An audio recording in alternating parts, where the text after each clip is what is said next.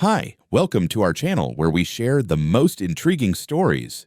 When Clay Turner drilled his well, he didn't expect war. But when an overreaching HOA queen stormed his land with fake authority and private security, she lit a fuse. What followed wasn't just a fight over water, it was a high-stakes showdown where land, law, and pride would all be tested. I never thought I'd have to explain to a 50-something woman in yoga pants why she had no business inspecting my land like it was a Costco parking lot. But here we are. It started, as most bad stories do, with good intentions. I wasn't looking for a fight. I just wanted to drill a new well. The old one still worked fine, steadily pulling from a confined aquifer I had monitored for over a year before even closing on the land. But the new well, farther south near my summer pastures, would make water management easier, especially during the dry stretches. I had the permits, the geological assessments, and a damn fine plan sketched out down to the last inch of pipe. Everything was above board, clean, legal, logical. I'd been living on my ranch for just over 3 years by then, 7,000 acres of brush, bluffs, gullies, and beauty carved into eastern New Mexico near the Texas line. I left Austin with a degree in hydrogeology and a job I could have coasted in until I died of spreadsheet-induced boredom. Instead, I chose cattle, sweat, and land that I could see to the horizon. This was my ground, my life. So, when the drill rig pulled in on a Monday morning, rumbling past the cattle pens, I felt like things were moving forward. The crew was sharp. Local guys, clean record, worked this kind of terrain before. We were on schedule and halfway through soil penetration by day 2 when they called me on the radio. "Boss," came the voice, static crackling. "Got some folks here asking questions. They say they're from the HOA." HOA. That word hit my ears like someone spitting in my coffee. I don't belong to an HOA. Never have. Never will. I made damn sure of that when I bought the property, went through every clause in the deed with a fine-tooth comb. But sure enough, when I pulled up to the site, there she was, Karen Westbrook. I recognized her from the community co-op meetings, though she never spoke to me directly. She always arrived overdressed and overconfident, with some clipboard-toting follower in tow. But this time she had 2 men with her, private security, judging by the black shirts, earpieces, and military-level lack of facial expression. Karen stepped forward like she was walking onto a stage. "Mr. Turner," she said, voice dripping with authority she didn't have, "we're here to address a matter of regional concern." I didn't get out of the truck at first, just stared at her over the steering wheel. "This is private property," I said, loud enough for her goons to hear. "You're trespassing." She smiled like I had made a joke. "We represent Sun Mesa Ridges HOA, and we've been notified of unauthorized drilling that could impact the shared water table servicing surrounding ranches and livestock." I got out slow. "There's nothing unauthorized about it. I've got state permits and environmental clearance. I'm not on your land. I'm not in your HOA. You've got no jurisdiction here." Karen raised a glossy folder like she was unveiling the 10 Commandments. "We believe this action may violate regional cooperative agreements tied to historical land use and aquifer drawdown thresholds." I actually laughed. "You believe wrong." She tried to hand me the document. I didn't take it. "You're not just overstepping," I said. "You're about 50 miles past it." Her jaw twitched. "If you refuse to comply, we'll be forced to escalate." "You're not getting on this property," I replied. "Turn around now." One of her guards took a step forward. I rested my hand on the open door of the truck and looked him straight in the eye. "You put 1 foot past that fence line, son, and you'll find out what trespassing actually means out here." Karen raised her hand to stop him. She wasn't stupid. Arrogant, sure, but not stupid. "We'll be filing a formal notice," she said tightly. "You'll be hearing from the county." I gave her a smile that didn't reach my eyes. "You mean the county I've already cleared this with?" "Be my guest." They left in a cloud of dust, and I stood there for a minute longer, just watching the road curve out of sight. I'd faced dry seasons, cattle disease, flash floods, and windstorms that tore down fence lines like matchsticks. But that woman felt like a new kind of plague. Still, I figured it was over. Just another overzealous HOA type trying to throw weight she didn't have. What I didn't expect was that within 72 hours, she'd find a way to throw a damn wrench into everything. The stop order came down on a Thursday morning, slid under my front gate like a dead rat in an envelope. The drilling crew was halfway through setting the casing when my foreman called me up from the southern pasture. He sounded like someone had just told him the sky was illegal. "You're going to want to see this yourself, boss." The envelope had the seal of the New Mexico office of the state engineer, but the language inside had HOA fingerprints all over it. It cited an emergency suspension of all ground disturbance activities pending review of water impact concerns submitted by third-party stakeholders. A bunch of bureaucratic smoke with just enough fire to freeze a legitimate operation in place. It didn't take long to figure out who the third party was. There was only one smug face in a 40-mile radius with enough time, money, and delusions to pull this off: Karen Westbrook. I called the number listed at the bottom of the form and got bounced between 3 departments before landing on a guy named Ellis, mid-level regulator voice, the kind that could lull you into a coma while he told you your house was on fire. "Yes, Mr. Turner," he said after checking his system. "We received a complaint regarding potential aquifer destabilization, particularly in relation to the shared hydrological basin extending beneath Sun Mesa Ridge. As such, an automatic stay was issued to allow the Water Resources Board to review environmental risk." "There is no shared hydrological basin," I said. "We're on different formations." "I have the reports." "We're not contesting that," he replied. "But since the complaint raised enough flags..." "Flags from who?" "I'm not at liberty to disclose. I could have chewed through my steering wheel. Let me guess. Community concern, right?" "I can't confirm that," he said. "But I can tell you the review process may take anywhere from 3 to 6 weeks."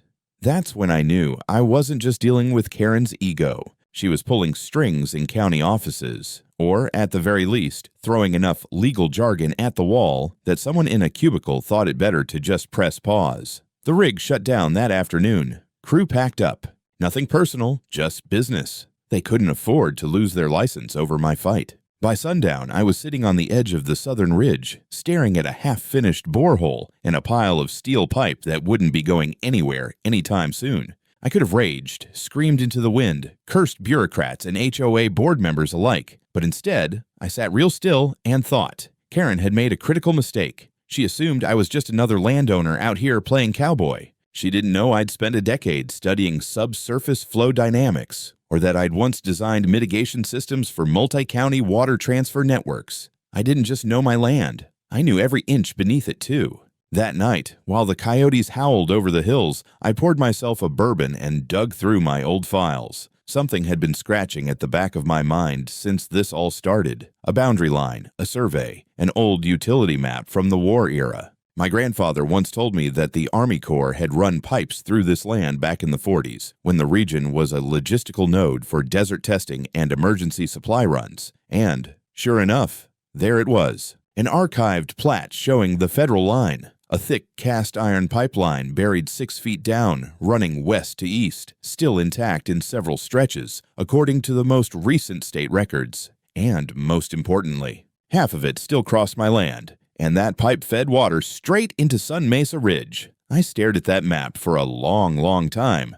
5 years ago, after noticing maintenance flags near my northern property line, I had filed a limited private servitude agreement with the state. At the time, it felt like a formality, just a way to ensure nobody was doing sneaky pipeline work across my fields. But now, that little piece of legal paperwork was a loaded gun with Karen's name on it. The servitude clearly stated any unauthorized expansion, structural intrusion, or legal interference by connected third parties would constitute grounds for immediate revocation. And Karen? She'd just kick the damn door in.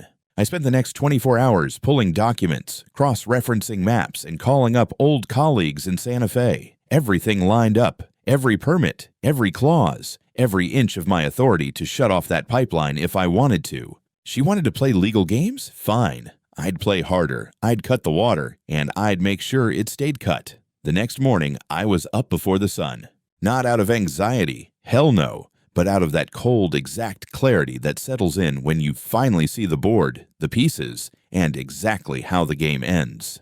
I'd played nice, I'd filed the permits, I'd stayed within every line on every map, and in return, Karen Westbrook had thrown her fake authority around until my project was dead in the dirt. Fine. If she wanted to weaponize bureaucracy, she'd better be ready for the blade to swing back. I spent that morning drafting the official Notice of Servitude Revocation. I worded it precisely, quoting paragraph and clause from the document I'd filed 5 years prior, the one that defined the terms of the federal line's access across my land. The servitude was contingent, revocable at any time if the other party tampered with my boundaries, infrastructure, or operations. Karen had done all three, in writing, on record, and with witnesses. I included photos, property boundaries, timestamps, and copies of all her notices, and the bogus drilling complaint. I sent the packet by certified mail to the HOA's listed address, and I emailed a digital version to the HOA board and the regional water cooperative. Then I went to the pump station.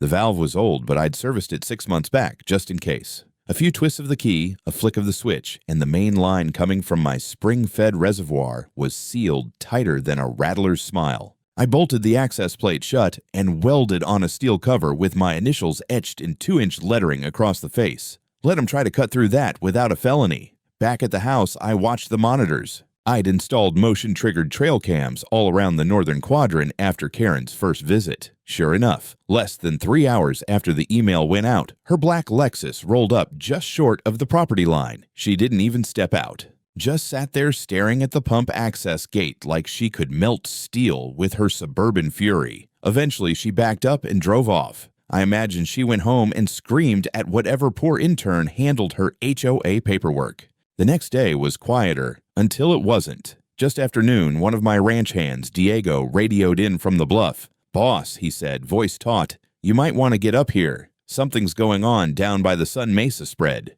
Big time." I threw my binoculars in the truck and floored it to the top of the ridge. From there, you could see clear across to the sprawling grid of pasture land that housed the Sun Mesa Ridge feedlots, an ugly brown scar on otherwise beautiful terrain.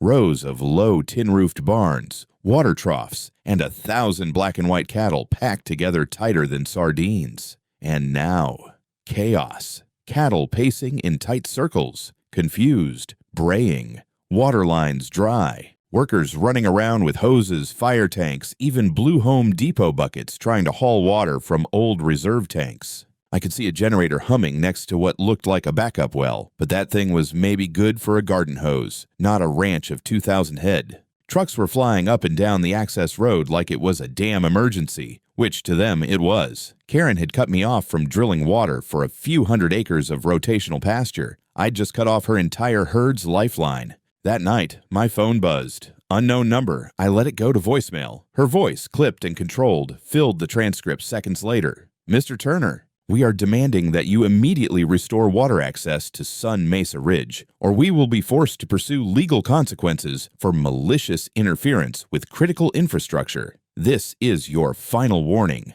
I played it twice. Then I laughed. I'd warned her. I'd documented every step. And now she was choking on the same legal knife she tried to gut me with. By the next morning, I was receiving texts from people I barely knew. Other ranchers, feed store owners. A deputy who'd heard the HOA was screaming bloody murder at the county courthouse. Word was spreading fast that the high and mighty Sun Mesa operation had gone bone dry. Cattle dying, trucks hauling in water from 30 miles out. And Karen. She'd gone full bunker mode. I sat on my porch with a cup of coffee, watching the sky light up, feeling the silence. That special kind of silence you only get when a bully realizes her power has a shutoff valve, and I own the handle. By the time the 4th day without water hit Sun Mesa Ridge, the whole county could smell it, literally and figuratively. The calls started before sunrise. First, from a rancher I knew loosely from the livestock auctions, then a supplier out of Clovis who'd just had a bulk order of trough cleaning chemicals canceled with no explanation. Everyone wanted to know the same thing.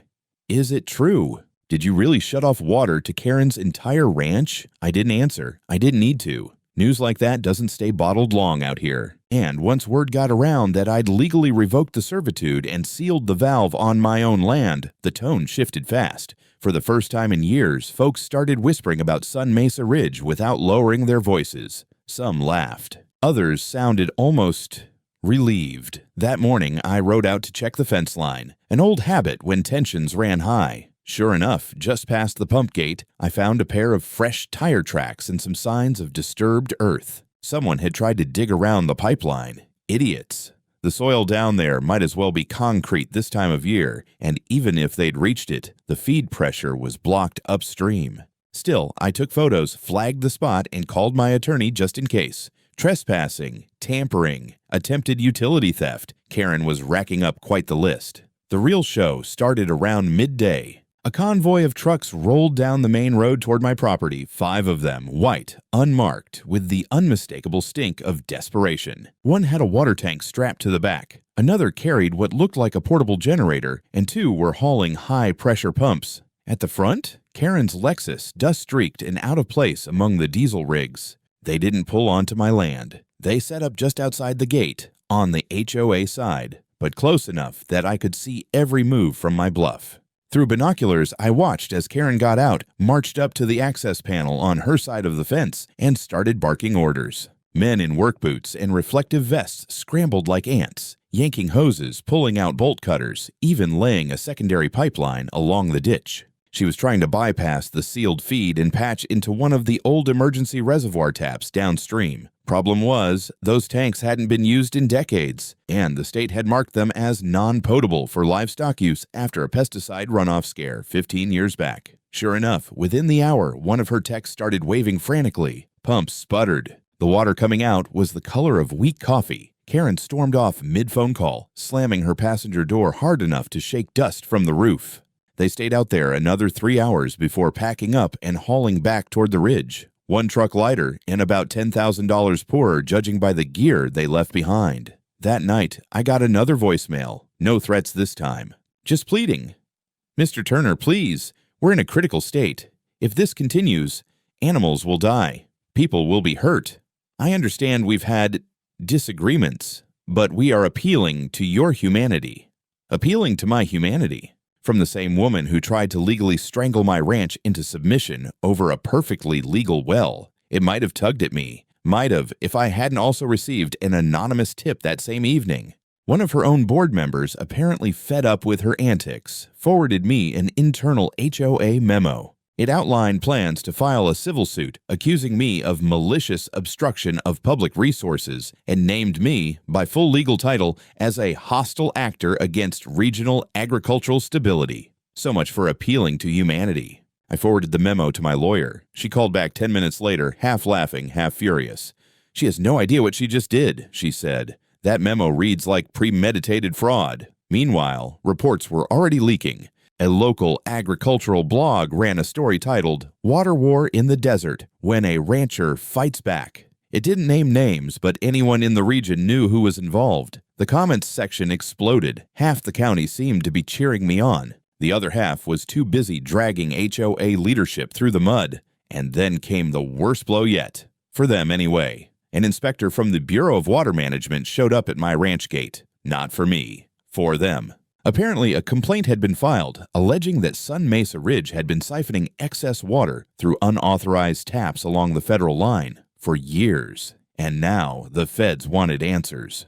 The federal inspector's name was Peter Renner, mid-50s, sunburned neck, clipboard like a shield. He didn't smile, didn't crack jokes, and definitely didn't waste time. He introduced himself at my gate with a badge from the Bureau of Water Management and a federal notice of investigation sealed in a plastic envelope. "I'm here about reported illegal diversions on federal legacy infrastructure," he said. "Specifically, the Sun Mesa Ridge agricultural system." "I'm not surprised," I replied. "They've been bleeding that pipe dry for years." Peter squinted at me, then down at his forms. "Mind if I verify your servitude boundary? I already had a folder prepared. Satellite imagery, property lines, copies of the original pipeline maps, and, most importantly, the 5-year-old document that legally placed the segment crossing my land under conditional use, revocable on violation." He flipped through the pages, nodded once, and said, "This is solid. The rest of the board's going to want to see this." I gave him a tour of the pipeline segment, everything up to the sealed valve. He took photos, marked coordinates, and logged pressure readings. "You've got full authority to do what you did," he said flatly. "They screwed up filing under a shared resource claim. This pipeline predates their development by decades. And the drawdown records don't match what they've been reporting." Bingo. That afternoon, Peter crossed the fence line and drove toward Sun Mesa Ridge with a truck-mounted GPS and a field technician in tow. I didn't hear what went down, but later that evening, Diego called me from town. "Boss," he said, "I just saw Renner in the diner. He looked like someone had handed him a bucket of lies and asked him to drink it." 2 days later, the formal notice came down. The Bureau had initiated an official audit of Sun Mesa Ridge's water usage, citing discrepancies in their annual reports, suspected unauthorized access points, and potential overdraw violations going back at least 6 years.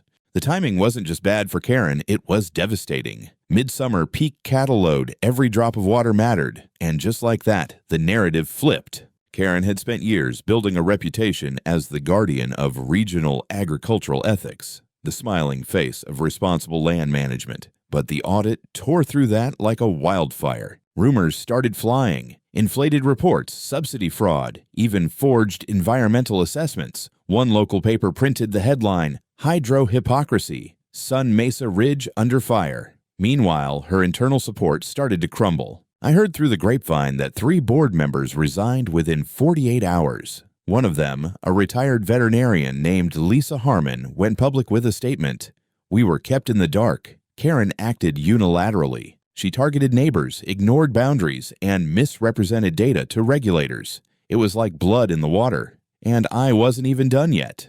While Karen scrambled to manage her collapsing PR, my attorney filed a civil counterclaim. Not a small one either. It covered intentional interference with lawful operations, abuse of regulatory processes, false public statements causing reputational harm, trespass, and attempted infrastructure tampering. We requested damages, legal fees, and, just for fun, an injunction preventing Sun Mesa Ridge from using any part of the federal line until a full review was complete. Karen tried to push back, of course. Her lawyer submitted a motion to dismiss, arguing community necessity and historic usage rights. But it fell flat. There was no legal ground for an HOA to claim historic rights to someone else's federally regulated infrastructure. At the first pretrial hearing, my attorney Sandra Martinez stood up and handed the judge a manila folder an inch thick. These are records showing the plaintiff's compliant behavior, the defendant's repeated violations, and supporting expert testimony from the Bureau of Water Management. We also include copies of defamatory statements made publicly by the defendant, distributed via HOA communication channels and local media. Karen sat there, looking like someone had unplugged her brain. Then Sandra dropped the final piece. And we've attached a transcript of a voicemail left by the defendant, referring to the plaintiff as a rogue asset and threatening further legal retaliation if he did not restore water flow to a non-permitted agricultural system. The courtroom went dead quiet. The judge leaned back and exhaled slowly. "I'm moving this to full hearing, and I suggest the defense consider the implications of continued escalation. There appears to be a substantial case for abuse of authority here." Karen didn't say a word. She just stared straight ahead, her jaw locked tight enough to cut steel. When we stepped out into the parking lot, Sandra turned to me and grinned. "You realize," she said, "we're not just defending anymore. We're going to bury them." I nodded once, watching as Karen's lawyer tried to usher her into the back seat of her car like she was a runaway senator. "Good," I said. "I've got more pipe caps in the shed. I always figured the courtroom was a place where liars went to die slow, public deaths. I just didn't think I'd enjoy watching it this much." The hearing kicked off under the blistering sun in a small county courthouse with more creaky wood than working air conditioning. It wasn't glamorous, but it was ours. Karen arrived with 2 lawyers, an oversized leather briefcase, and the look of a woman who couldn't quite believe the universe had turned on her. Gone was the smug HOA monarch from earlier months. Now she looked like a worn-out CEO testifying before Congress, hoping no one remembered the emails she sent at 2 a.m. Sandra, my lawyer, walked in with nothing but a legal pad and a cold brew. Cool as hell. I took a seat behind her, arms crossed, hat in my lap, watching it unfold. The first hour was dry procedural stuff, motions, scheduling, the judge laying out boundaries like a tired schoolteacher. Then came the real meat. Sandra started by calling our hydrology expert, a no-nonsense PhD from Albuquerque who explained, in clear, brutal detail, that my well project posed no threat to the surrounding aquifer, had zero interaction with Sun Mesa supply, and was fully permitted under state code. She brought diagrams, maps, even time-lapse footage of seasonal drawdown patterns. Then came the federal inspector, Renner. He took the stand like a man clocking overtime.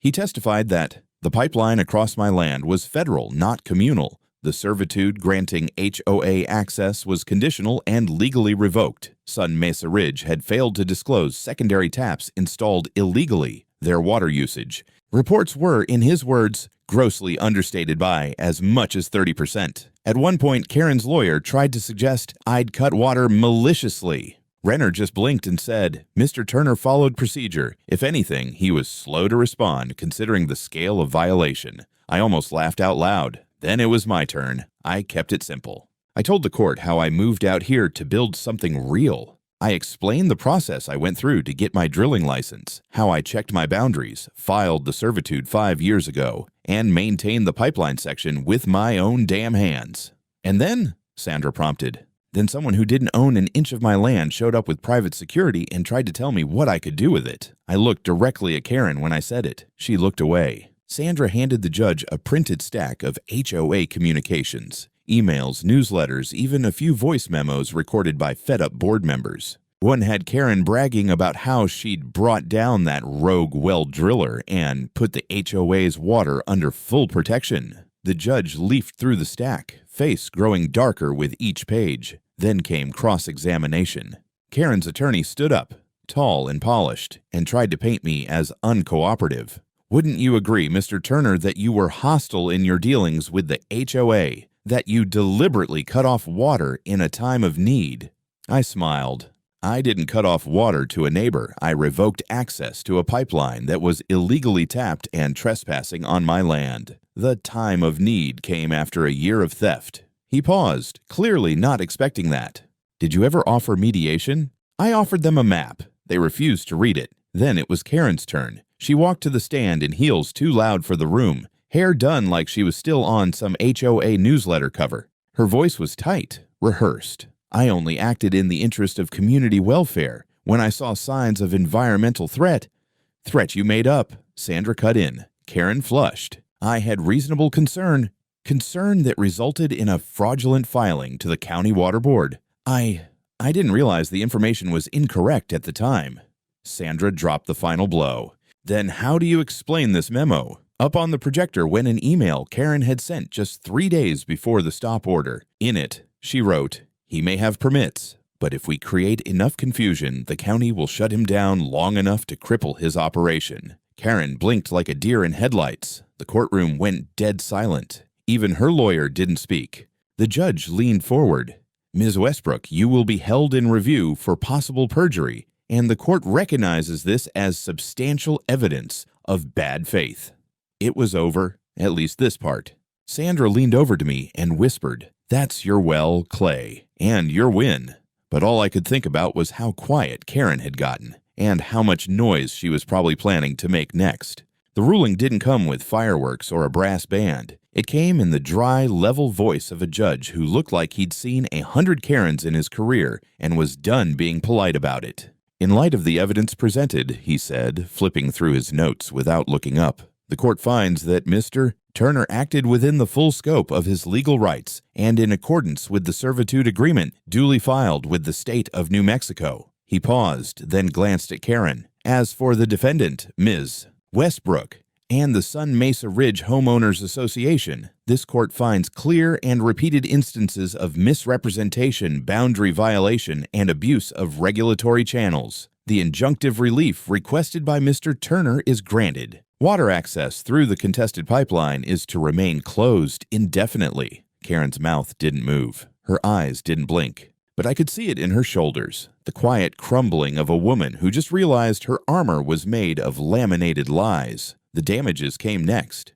For the harassment, defamation, and unlawful interference with licensed operations, the judge continued, Sun Mesa Ridge HOA is to pay Mr. Turner $650,000 in restitution and legal fees. Gasps rippled through the courtroom like a gust of wind. And, the judge added, the defendant is ordered to remove any and all unauthorized infrastructure located on Mr. Turner's land within 30 days. Any failure to comply will result in daily fines and possible contempt charges. Karen's attorney slumped forward, rubbing his eyes like he knew what was coming next. But the real hit wasn't financial. It was public. The courtroom transcript was released the following day, and local media tore into it like wolves on a carcass. Headlines hit every feed. Karen's water war ends in defeat. Judge slams HOA for illegal taps and fraudulent claims. Private rancher wins battle against HOA overreach. I couldn't open my phone without seeing my own damn name quoted in some article or tagged in a comment thread. I even made the front page of the Fence Post Weekly. That part made me laugh. The fallout at Sun Mesa Ridge was biblical. Half the board resigned in under a week. HOA members demanded a full audit, and when it turned out Karen had funneled budget funds toward legal contingencies without disclosure, the remaining members turned on her like a pack of hungry dogs. She was voted out in an emergency session that ended with someone reportedly throwing a chair, though I never got confirmation on that. The best part? A group of smaller ranchers within the HOA banded together and filed a civil complaint of their own. Turns out I wasn't the only one Karen had tried to control through legal intimidation. There were others, people who'd been fined for unsightly equipment, denied permits for minor renovations, or forced to pay inflated water fees for community maintenance. It was a pattern. And once someone dragged it into daylight, the whole house of cards folded. 2 weeks after the ruling, I got a knock on my door. It was Tom Bell, a rancher I'd met once at a cattle exchange years ago. He tipped his hat, handed me a six-pack, and said, "Clay, I just wanted to say thanks. You didn't just win for yourself. You lit the match we've all been waiting to strike." Then he handed me a folder. Inside, a property lease agreement. Sun Mesa Ridge's feedlot, Karen's former crown jewel, was up for rent. Their board, now restructured and desperate for liquidity, had decided to offload non-critical assets. And guess who they reached out to? I signed the lease the next morning. Short-term, low rate, just enough to cover taxes and feed my side expansion project. Poetic, maybe. Strategic, definitely. I kept the old HOA sign nailed to a fence post out front as a warning. Let it rot in the sun like the idea it came from. And then I walked that ground, dry, churned, silent now. No cattle, no running water, just a wide stretch of dust where arrogance used to live. The first thing I did was tear up the PVC trench that had been illegally laid across the easement. It cracked like dry bones in my hands. The second thing I did was order a new sign for the spot where their water line used to sit. It read, "Private property, no trespassing, no exceptions." Not even you, Karen. A year later, the land looks different. The grass came back first, not fast but steady, sprouting green through the brittle crust left behind by overgrazed herds and cracked troughs. Then came the mesquite blooms, the jackrabbits, the hawks, life returning one small piece at a time. I walk the Sun Mesa lease every morning now, not because I have to, but because I want to. I kept it simple. No big expansions, no flashy reinvestments, just a slow reclamation, rebuilding soil, fencing off runoff zones, letting the land breathe. It's not my home, but it's in my hands now, and that's close enough.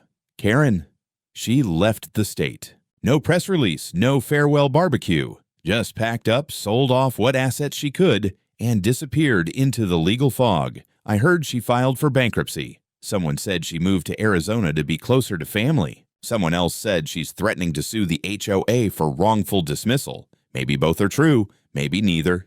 Doesn't matter. What matters is that she's gone. The HOA still technically exists, though what's left of it could fit in a hay trailer. The new board is smaller, made up of locals this time, people who actually work the land they represent. They've stripped the bylaws down to the essentials and replaced the punitive fee structure with something that looks suspiciously like common sense. A few even reached out to me for advice, though I mostly just nod and say, "Don't get clever with someone's fence line." Funny how fast fear dissolves when the person wielding it is hauled into court under perjury review. Last week, I hosted the County Water Commission on my ranch. They'd invited me to join as a regional advisor, a formality maybe, but one I didn't take lightly. After what happened, the state realized they needed real landowners involved in regulatory planning, not just lawyers in Santa Fe or spreadsheet cowboys running simulations from city towers. So now, once a month, I sit on a panel with 4 other folks who've seen enough dust and litigation to know better. We talk about aquifer depletion, runoff monitoring, and infrastructure grants. We argue sometimes, but it's honest, it's useful, and no one shows up in a Lexus with a clipboard anymore. The sign at the southern gate, where the pipeline once ran, still stands, not the old steel cover. That I removed, finally. But in its place, I mounted a simple wooden marker carved by hand from mesquite. It says, "Water belongs to the land, and the land belongs to those who respect it. Every so often, a rancher drives by and slows down to read it. Some of them smile. Others just nod and keep moving. They get it. You fight for your ground not because it's easy, not even because you want to. You fight for it because someone has to, or one day you'll wake up to find a stranger writing laws on your own soil and calling it justice. That's how it starts. But now, out here, now we remember how it ends.